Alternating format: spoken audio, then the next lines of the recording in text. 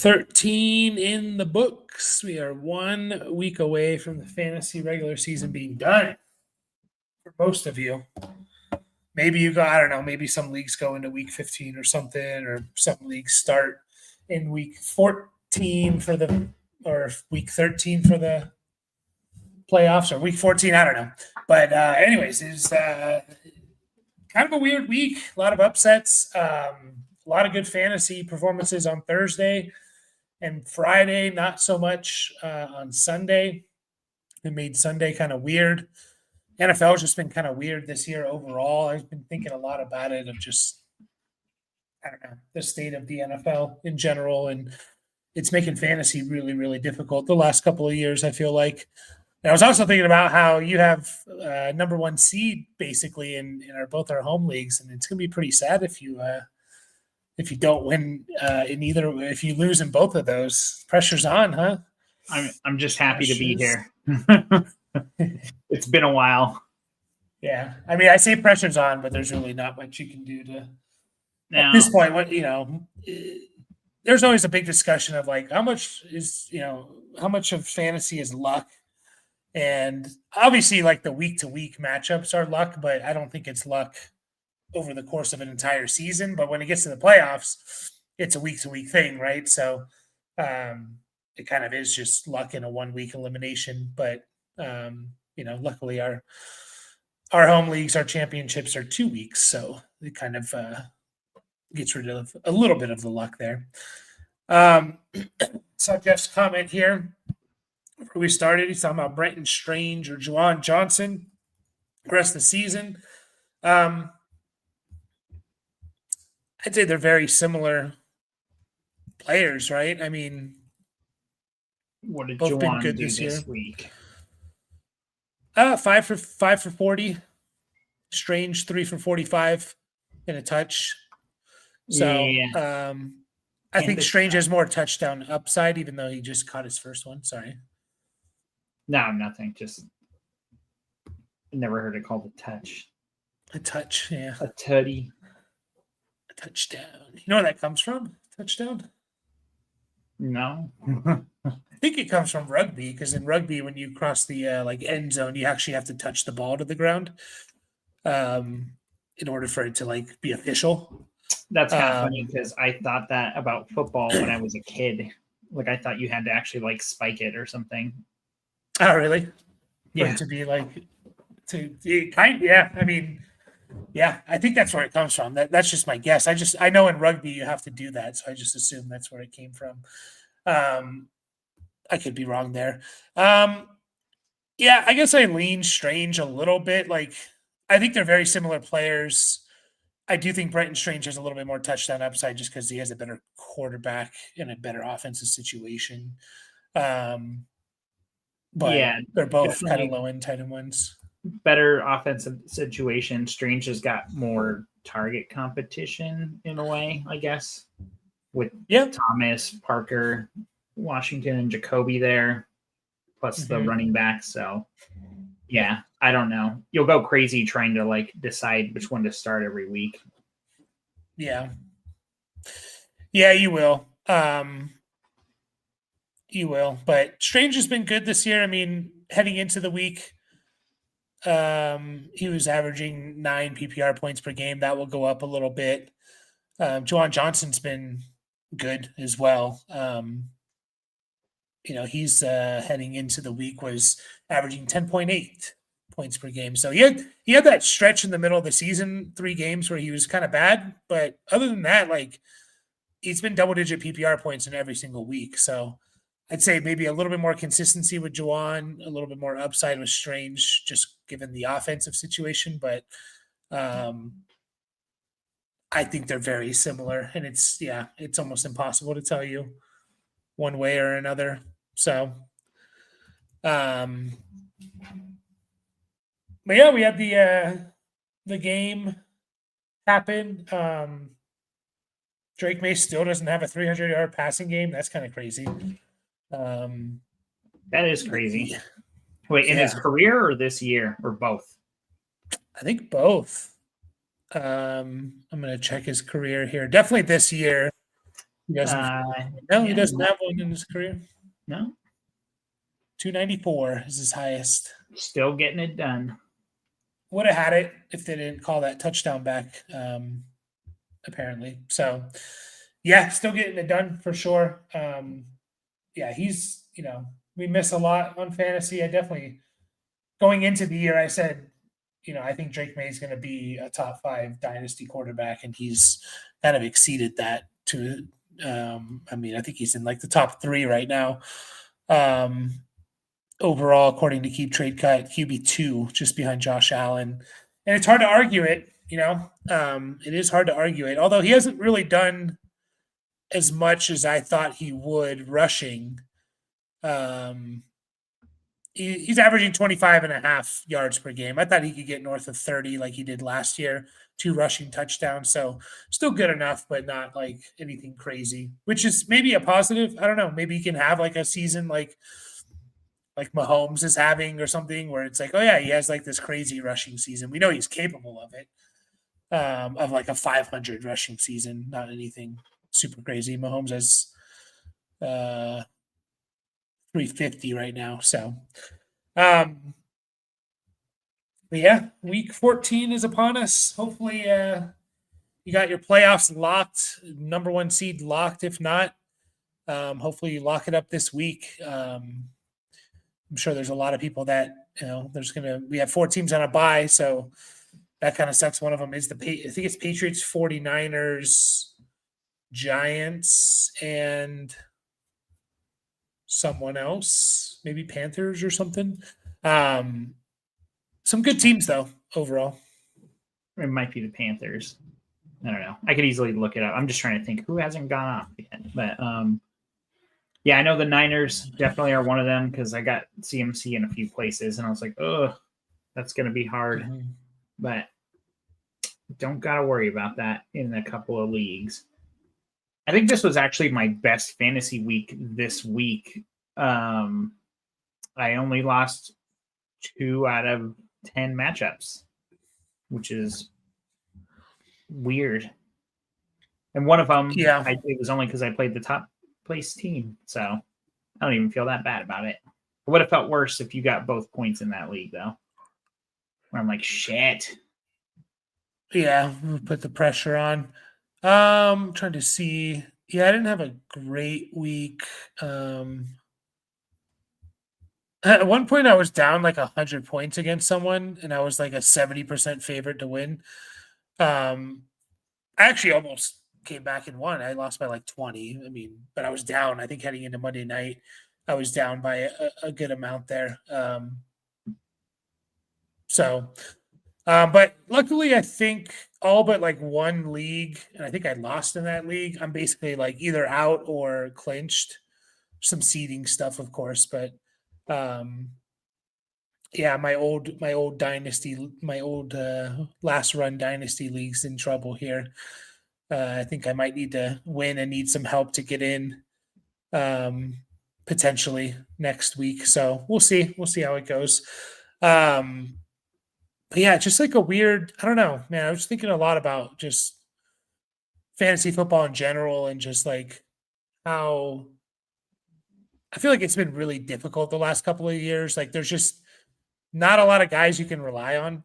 And it really made me think of a lot about like workhorse running backs and just like, I think we're back to those guys need to be going first, second, third, like back to back. If you can get a workhorse running back, they're just so valuable, like compared to, the elite wide receivers.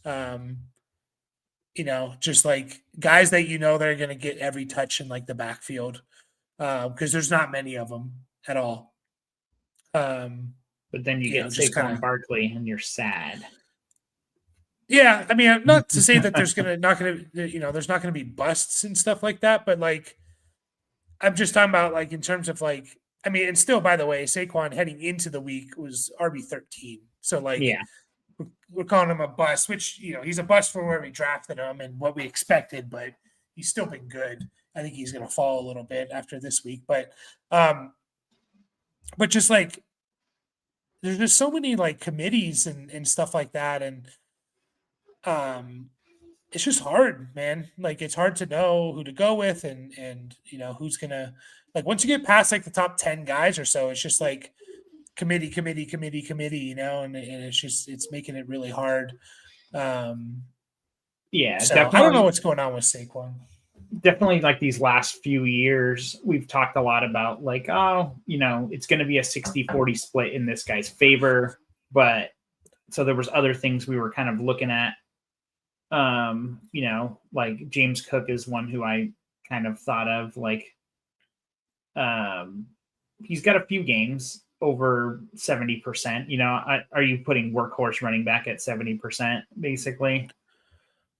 Yeah, it's not even necessarily like the snap share. It's more like the touches. Like if they're getting consistently, yeah. Like if I'm nearing like 20 touches a game for that player, like they're a workhorse, and James Cook is definitely, a candidate. He's likely to get, very good chance he gets 20 touches every single game, Yeah. So, yeah. And his role. Like, I'm fine with like a running back playing 70% of the snaps if No,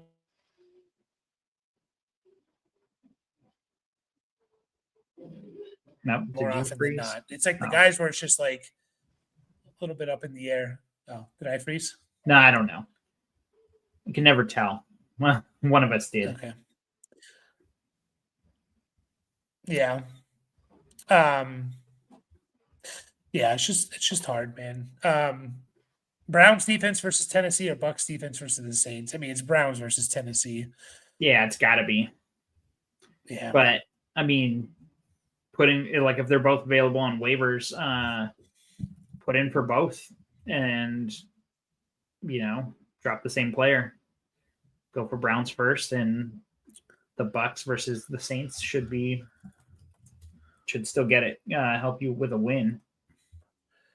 Yeah, if you're looking long term here, I mean, I'm sure you're just streaming week to week, but Browns do get Bears, Bills, first 2 weeks of the fantasy playoffs. Maybe, I mean, they're a really good defense. They can kind of shut anyone down on any given day, but they could, also those are teams that can put up some points too. So, whereas the Bucks do get, Saints, Falcons, Panthers is a little bit nicer schedule. But I mean, yeah, Browns this week, if you can get them 100%. Those divisional games though, man, they play the Bucks so well every time, even though like the teams might not be as good. I'm just kind of like, man, those are the games like we lose, You talking about the Saints? Sorry, the Bucks. The Bucks against the Saints, though? Against the Saints. Yeah, not just this week necessarily, but I'm just saying, like, you're talking about the schedule, and it's like 4 out of the next 5 matchups are all in division for us. Something like that. Tyler Shuck, though, man, I mean, he's exceeded expectations. I'm curious to see what the Saints do. If we get our updated tankathon, where are we at? I mean, Titans still holding strong at the number 1 spot, 1-11. Giants 2-11, Saints 2-10. So those are your top 3. So interesting. Usually you don't get this situation, but first 2 teams, I feel like we may have had that. This year? First 2 teams though don't need a quarterback right now, Tennessee and the Giants. So that's interesting. Then you got New Orleans, Vegas, and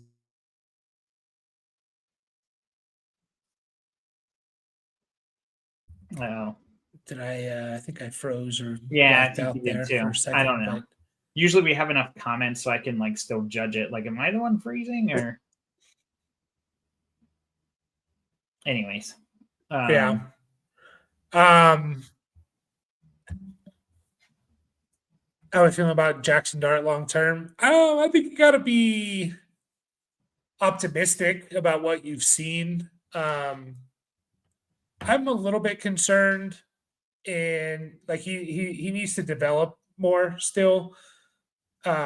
He's a very, very much, I talked about this before, but he's very much like a first read quarterback. And if that first read's not open, he takes off and runs. And that kind of works for fantasy. That works for college. It doesn't work for like long-term NFL success, which, are tied together in dynasty in particular. So, I think he's exceeded what we expectations, and that's all you can really ask for. And you got to remember, his best weapon in two best weapons maybe in Neighbors and Scatterbull aren't there. So he gets those guys back. Maybe they bring in someone else. Theo Johnson develops a little bit. You bring in another receiving threat, either a tight end or a wide receiver, pair them with Neighbors and Wandale. Okay, you can see something there. So how you feeling about Jackson Dart overall? Yeah, I mean, I know one thing you mentioned when we were talking about him before was, he's had a lot of concussion scares already, and he needs to kind of figure that part of his game out, right? But yeah, overall, I think you're pretty happy with a guy that you probably took at the end of your first round, the beginning of your second round or even picked in Dynasty anyways, or picked them up off waiver wires mid-year and redraft. So he's been putting up points. So that's great. But yeah, overall, we know these guys can be a little scary long-term, right? Because we need to see them win some games and things like that. Not necessarily this year, but yeah, I think overall pretty good. Yeah. He did take a couple of hits, and I don't know if you said you turned it on around the punt return touchdown, but he took one where he got hit out of bounds. Not hit out of bounds, he was still in bounds. Yeah. Yeah, it's just stuff like that, man. It's like, what are you doing? Like what, why? You're still in bounds. It's a legal hit, and defenses are going to do that because quarterbacks are kind of taking that extra yard when they can. So it's just like, what are you doing there? In Dynasty, I would definitely be looking, though, to tear down from Jackson Dart. He's getting into that top, he's kind of at the top of the tier of guys where it's just like, I don't see a whole lot of difference, besides, maybe youth or excitement around them, and stuff like that. Like Jackson Dart to Bo Nix, Jackson Dart to Baker, to Jordan Love, to Dak, to Purdy, to Stroud. If you could get something on top of those players, if you could trade away Jackson Dart and get something on top of CJ Stroud, that's the move I'd be making with Jackson Dart right now. So I'm going to explore that in a couple of leagues I have Jackson Dart in. What about Trevor?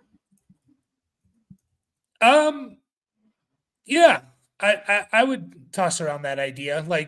The thing with Lawrence, yeah, he hasn't maybe played as good as we hoped he would have, but he's going to have a job for the next 5 years at least. He's not going anywhere, and he's playing good enough. I mean, they're in first place in their division.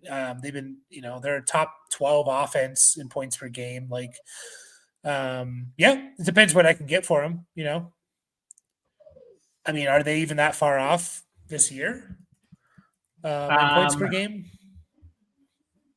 I don't know. It's hard because a lot of sites haven't updated with tonight's stats for points per game. So if you take out the first 3 weeks for Dart, because he had a couple where he came in and ran the ball once, and that's affecting his points per game. So week 4 onwards, 4 to 12 for Dart, averaging 23.3 points per game. Okay, so a lot more than I thought, actually. Lawrence, 18.1, so almost over 5 points a game on him. So, yeah, we'll see at the end of the year what happens here. I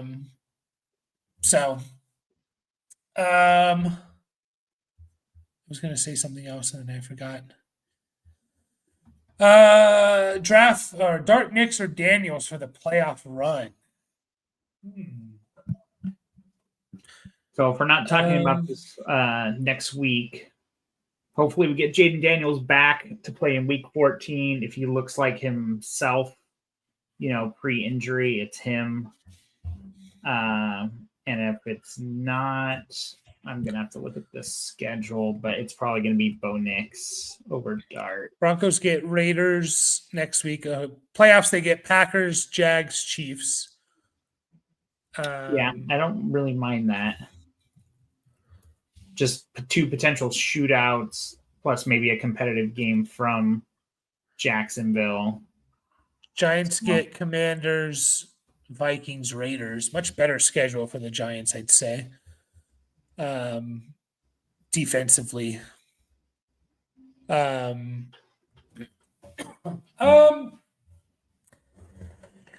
it's tough to say. I probably lean Knicks. I mean, all these guys are on your team, right? So you're probably deciding who to start. I think next week is gonna. Well, I mean, I know Dart doesn't play next week, but like it'd be interesting to see like next week how it all plays out. It is Jaden Daniels if he looks normal. Yeah, if not, I might just go matchup to matchup. So, yeah. So, pick 3 for the playoffs: Rico, Warren, Pittman, Adunze, Manungai is an interesting one here. Okay, are you playing in a league here, Frosty, where you have to like choose your guys or something, or are you just asking like you're just trying to like prep ahead and stuff? So you got he says but before we get to this, he does say Purdy is available as well. I don't mind Purdy. I mean, he has 49er, he has Titans, Colts, Bears. I kind of like that probably even more than the other guys, to be honest. For Purdy, he's come back and he's looked decent in a couple games here. The 3 interception game isn't great, but you would assume that's kind of like, all right, we're prepping for the playoff run here, 49ers. Like, so I might pick up Purdy instead of one of these guys, assuming it's not Dynasty or something.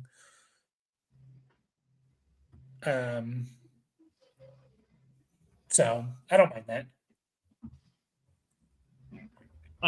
So if we're gonna pick what's that? No, go ahead. I was just gonna say about this pick 3 for the playoffs. Like, I mean, let's talk about Rico Dowdle, right? We're seeing Chuba Hubbard play a little more than we want him to. It's not like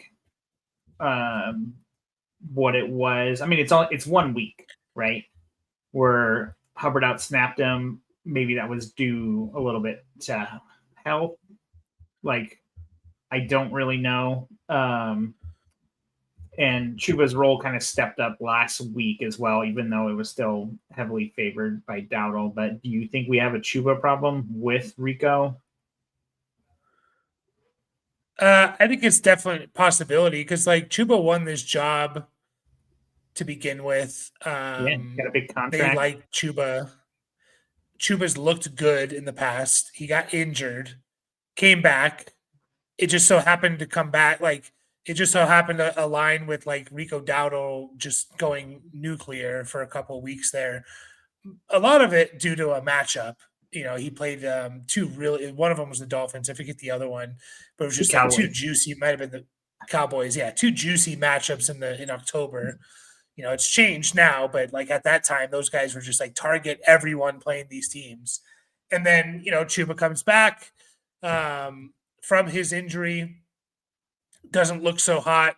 And then they kind of roll with Dowdle because they're at the point where like they need to win games, Chuba is like, he has 4 or 5 games under his belt since his injury. And he's looking a little bit more like the Chuba that we expected, and he gets a bye week this week coming up. So maybe even a little healthier. It's going to be a little tricky week 15 if you're going to start Rico. They're playing the Saints, right? So that ain't bad. But Jaylen Warren's got Miami the same week. I'm just kind of looking at their schedules, like seeing how you can like piece it together a little. So Warren's got Miami, Detroit, Cleveland. Don't like that. Rico's got Saints, Tampa Bay, and Seattle. So that's not great either. especially in the championship week, assuming it's 17. Yeah. And we got Pittman, who's been down kind of 3 weeks in a row now. He did catch a touchdown one of those games, but not great the last 3 weeks, 2 for 19, 5 for 27, 1 for 13. Like I said, he did catch a touchdown in that 5 for 27. So, he gave you something. So he's kind of fading a little bit here. This is tough, man. This is really tough. Like Bears, like Dunze's been, started off hot and he's not been great. Very inconsistent recently. Yeah, that's the tough part about Odunze too, is like the Bears they're not looking perfect, but they're winning games, they're scoring points. Caleb's throwing it more than what's that?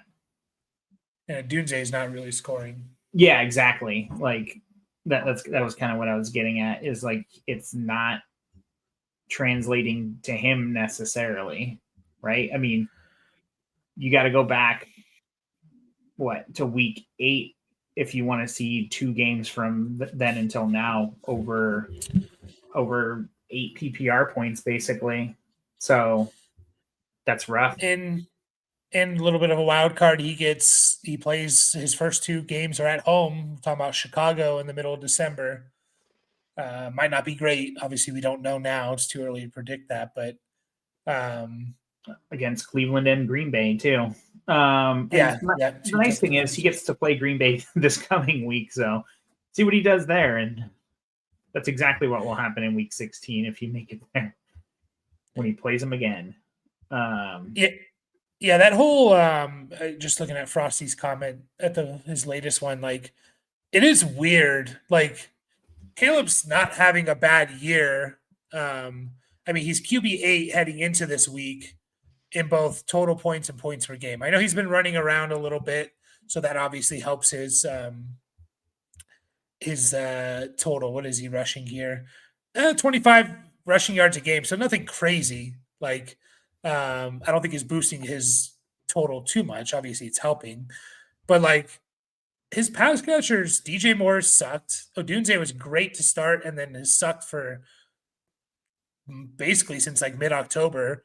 Luther Burden hasn't done anything. Colston Loveland hasn't really done anything. Cole Kmet, like it's just no one's doing anything. Like it's just weird for fantasy. It's a little frustrating. It's just kind of spread all over the place, and a little bit of rushing production. A lot's been going to the running backs. Like that's kind of. I mean, this week against Philly was the first time. Remember, I think I mentioned this to you after we got off the stream, but I think they said it was the first time in 40 years that the Bears had 2 100-yard rushers in a single game. And so that's obviously going to affect it quite a bit. You wouldn't have planned for that against Philly necessarily, but it's what happened. So their ground game is just kind of on point right now. Yeah. Even then, though, like, yeah. Man, I don't know if we've helped Frosty at all. I don't think we did. Well, the nice thing is it's prep, right? Like that's what he says, a little lower. So yeah. Let's see if we get a little bounce back. We were worried about Pittman going into this week, going against Houston, and he totally shit the bed, right? The KC defense is not necessarily one you want to go up against, and his game was all right, like 5 for 27 and 1. But we are worried about the Daniel Jones injury. I almost called him Daniel Jones again. But at least we get one more week to see if these guys are just kind of in a little bit of a slump, or if it is kind of playing out that way. My gut right now is Rico, Warren, and Dunze is the 3. I feel like I want to go with. It's close with the Dunze and Pittman. So I do kind of feel like Warren is the one I feel the best about. Yeah, I mean it's also hard to ignore Monungai a little bit. are they going to be able to run the ball this much? Now, they just did it against Philly, which is very impressive, but they do get Green Bay, Cleveland, Green Bay, 49ers. I don't know what the 49ers are. I have to go and look at kind of what they've been over the last month or something, but which I guess I can pull up now. Those are tough defenses to run the ball against. So it might just be playing matchups a little bit. I feel like right now, and we're going to have to revisit this, as we go live each week during the playoffs. To me, it's Rico, Warren, and Odunze, with it being really close to Warren, with Pittman and Odunze. And that could very quickly change with the Rico Dowdle stuff. I mean, I know Rico Dowdle played less. He still played a good amount. I think I froze again. My internet's being crappy. He still had 20 touches. Okay. I might have just been really still because I was reading. Yeah, I went like spinning wheel there for a second. But Rico Dowdle still had 20 touches. Like, you'll sign up for that. He just didn't have a great game with it. So that's kind of where we are, but we're definitely going to have to revisit that each week. Yeah, one more week of data. Unfortunately, Rico's not going to play, so you're not going to really know. But again, like you said, 20 opportunities. You'll take that. You'll take it. Yeah.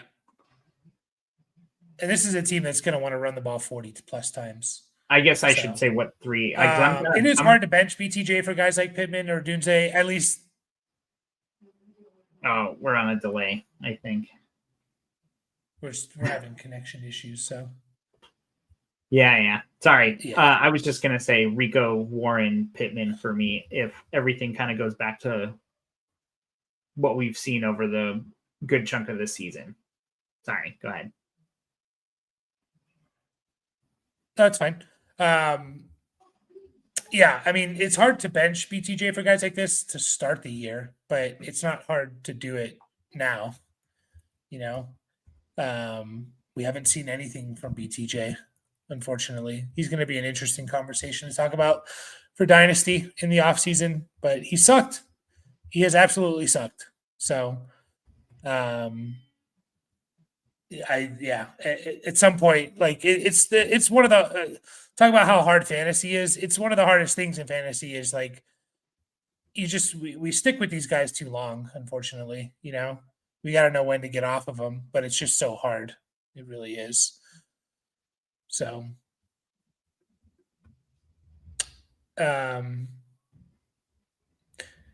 yeah, no problem, Jeff. It doesn't have to be the last one either. You can keep them coming. Should I pick up Chris Rodriguez or Jordan Mason to replace CMC on a bye or just play Gainwell? I think any of them are fine. I mean, I'd probably be picking up Jordan Mason. Just in case. With the possibility. I mean, Aaron Jones is hurt, right? So. Yeah. I mean, I don't know, man. That offense, the Vikings just suck. Yeah, they're absolutely terrible. I don't even know what to say about them. I'd probably, if I had to pick one to start this week, it's probably Rodriguez. But yeah, I guess it depends on how badly you need the win, right? Like if you think you're okay, if everything else looks good on your roster, maybe just start Gainwell. He is going against Baltimore though, so not ideal. Yeah, all these guys are tough. I mean, they all feel like Gainwell might be the safest. The other guys might feel a little bit trapped back, not going to catch the ball and, give you 15 plus carries or something, but who knows what they do with it. Whereas you think Gainwell is going to catch some passes. So I might just play Gainwell in PPR, to be honest, but I don't mind picking up those guys either. Either one of them. So if you have to drop Gainwell to pick those guys, like if you're okay this week and you don't need the win, I probably would drop Gainwell to pick up one of those guys. just to see like what the upside is there, and do I have something in the fantasy playoffs? I would say So, Jordan Mason over Rodriguez if that's the approach you're taking, right? yeah, that's fair. Yeah, so who would I rather have to start next week? It's might be Gainwell in PPR. If Yeah, I'm being that's fair completely enough. honest. Yeah. So, yeah, what happened with Abdul Carter? I know he was like benched and stuff like that. I didn't see. I kind of had it on mute there for the first till the fourth quarter, so I'm not sure. I think he was just benched for the first quarter, I believe it was. So that's kind of weird. He's been kind of a disappointment. He's kind of this generational guy. Giants' defensive line has been kind of disappointing. So, Abdul Carter was kind of like, yeah, this guy's going to be defensive rookie of the year. Like, he's, just an absolute stud defensive player, top 5 pick. And I think he has like 1 sack on the year. It's pretty sad. Garrett Wilson's around. I'd be stashing Garrett Wilson over Jaden Reed for sure. Yeah, but who knows if he even plays again? It's a lost season for the Jets, but that's not. I mean, players want to play, right? Mm-hmm. Like, so we'll see. Yeah, and they're if that's real, Ricky, that's kind of funny. The Jets are trying to build something here. Like, I know it is a lost season in the sense of like they're not going anywhere, but like I think about like, and then the reason I make this correlation is because Aaron Glenn comes from the Lions. And go look at like what Dan Campbell and the Lions, like, you got to build, right? You got to build and stuff like that. That first season with the Lions was bad. But they I think they started off like 0-10 or something, and then started to win games. And like, so there is value in just having your guys and building on, finishing the season strong and stuff like that. By the way, the Jets don't have an interception this year. Not one. That's crazy. Yeah. I think it's been the longest like streak to start a season. And yeah, we're 13 weeks in. The Jets don't have an interception on defense. It's crazy. Yeah, my internet's sucking. You get in a lot of spinny circles, but yeah, the Adunze thing with Ben Johnson.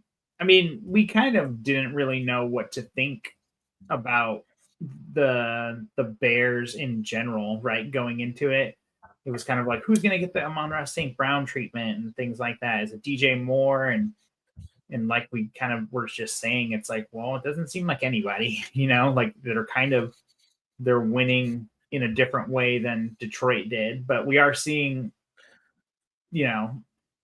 a nice establishment of the run to at least keep guys honest a little bit. And obviously with the mobile quarterback, that could split a little bit. So, yeah, I mean, it's nice for the actual NFL team, right? But I mean, there is a saying in my household that my wife says pretty much every week, and it's "fuck the Bears" because she's a Packers fan. So I know it hurts her to see them doing well, but yeah, it's tough. It's tough. Number 1 seed, the Bears. Number 1. Oh shit! The NFC, yep, because Philly lost, or because they beat Philly. Wait, what about the Rams or the Seahawks? They beat Philly, and then the Rams losing pushed the Bears to the number 1 seed. I see 9-3 still. Well, I don't know. What's the tiebreaker? What's the first tiebreaker? Head to head will be first. Oh yeah, they haven't played, I don't think. And then it's conference wins, I believe. So whoever has more wins in the NFC. It's either conference wins or opponents. I forget here. Other tie-breaking for seed for selection. Yeah, best win percentage within the conference, and then common games. So, There's 11 tiebreakers. The last one is a coin toss. So God. imagine. I don't think it's ever come down to that, but it's literally like best net points in conference games, best net points in all games, best net touchdowns in all games. Like if you somehow tie in all those, that's amazing. There was the Mountain West College Football Conference. I think 3 teams tied. This only 2 can go to the championship game. There's like San Diego State. I don't know if it was Boise and someone in UNLV or something. And they it went to like a computer or something. Like I think there was a few different things entered into the computer and that decided who goes to the championship. It's like, damn, that sucks. Yeah. Pittman and Warren safe floors. I kind of agree with that. Yeah, that's the problem is the broken leg there. So, and it's kind of correlated with Pittman being kind of having a down few weeks a little bit, although Daniel Jones was decent against the Chiefs. So, yeah, and I can see both of these guys getting 15 plus carries or go with the hotter hand. So again, Rico still had 20 touches. Yeah, this was the one I was laughing at. I was like, damn, dude, what are you doing? Like, how do you forget your headphones are in, first of all? Or maybe you forgot to mute your computer. It's like, why are you even watching porn in a team meeting? Like, what do you that's an addiction problem, I guess. Yeah, you're like, I'm bored. Like, what the hell? Yeah, that is dude. Weird. It drives me crazy. This is just like a tangent, but like, I don't know how many times my daughter, she doesn't really do it as much anymore, but it's more like the nieces and nephews will come up to me or like they'll just be like, I'm bored. I'm like, what do you want me to do? Dance for you? Like, it's not going to be that entertaining, I swear, for one, but also like, I don't know, man. Like, it's not my job to entertain you either. And so then I offer them, like, here, watch, I'll show you how to change this tire or something. And then they get real, they find something to do for sure. I mean, yeah, being bored's not necessarily a bad thing.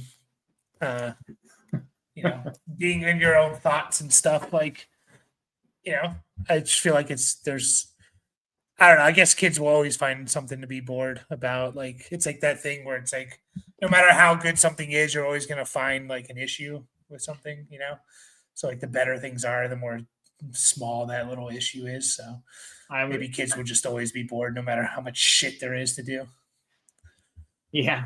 I mean, I was literally just telling a coworker about flying to Australia as like an 8-year-old where it's like there's no in-seat entertainment or any, like, it's like you had like the little double prong headphones you can plug into like and listen to whatever the hell's on the radio, or you did like a coloring book or a word search or whatever the hell you brought with you. It's funny is like I bring so much shit on flights and I maybe use like one thing. Like I don't even do anything on flights most of the time. I just have the fucking flight map up the whole time, just watching that shit. Yeah, we all, well, if you have London, we all need them back for sure. I don't know, man. It's getting bleak there in Atlanta. They just lost to the Saints. Was it to the Saints that they lost? Oh no, Jets. They lost to the Jets. Yeah, I was like, no. Yeah, let's say the Saints did lose to Carolina, I think. Yeah. No, because Carolina beat the Rams. They lost to Miami. Yeah. Yeah, I'm curious about that. That's pretty crazy about that schedule. Is Jefferson still serviceable? I mean, man, that's rough. It is rough. I would hope when McCarthy comes back, he is, and they're going to want to feed him the ball. I don't think they trade him, though. I mean, maybe he requests one, but I don't think they trade him. Yeah. Yeah, I don't think so either. I mean, he's getting paid. We need more games from McCarthy. We've been talking about it. Yeah. It's like the dude's played 6 NFL games. Obviously, it doesn't look good. We did see that it could be worse with Max Brosmer this week. Brosmer. Yeah, just obviously you're never going to get value or you're never gonna like Jefferson's not gonna be what he's been for the rest of this year. Like you can't count on him, but you are still starting him in all 3 receiver leagues. Like I think no doubt kind of thing, like he's still like the upside is like we know what the ceiling is. We maybe not in this offense, but I still see him as what wide receiver 21 on the year. Is that right? Overall, maybe. Yeah, probably. Yeah. Let's see.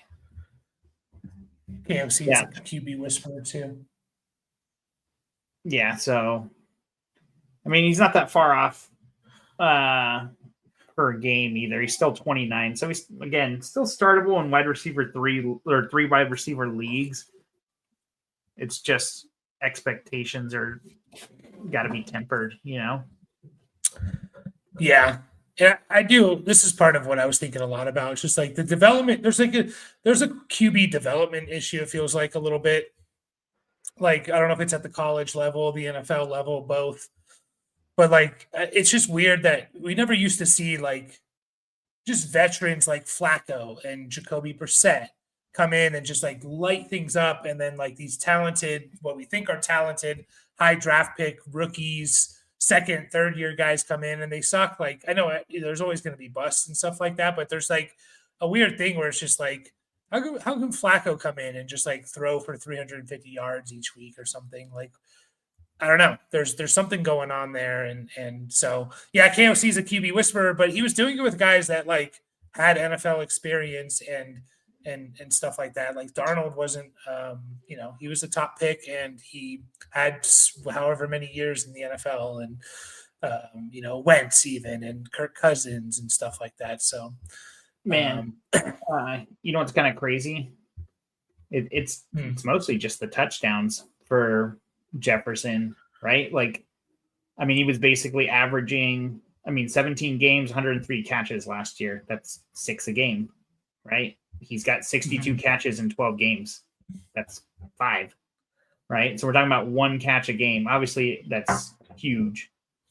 Only 2 touchdowns as opposed to 10 last year. And it's not necessarily just the touchdowns, but what's his still 66 yards per game is what he's averaging now. Obviously that's a huge difference because he was averaging closer to 80 last year, but it's not that far off. It just feels like absolute shit though. So I don't know. Context is important. And you kind of look at 90 per game last year anyways. Sorry. No, you're fine. I was kind of lagging there anyways. Yeah. And you look at the beginning of this year, he was doing all right. So definitely something I want to explore a little bit more. Just like what the hell's happening? Like, I just feel like there's a developmental issue, and I don't know. I think the NFL is under a little bit of a transition in general. So comparing McCarthy to Zach Wilson, maybe he is, but then I wouldn't be shocked if Zach Wilson in next year or in 2 years, like it's like, oh yeah, he's a starter for some team, one more week to get in the playoffs. That's Indeed, but we're going to take off. My internet's being shit. So be a good time to take off. We'll be back again Thursday after the games. So after the game, I guess, and appreciate everyone. As always, make that push. Good luck on waivers. And we'll see you guys all Thursday evening. Yeah, we'll talk about Kyler on the next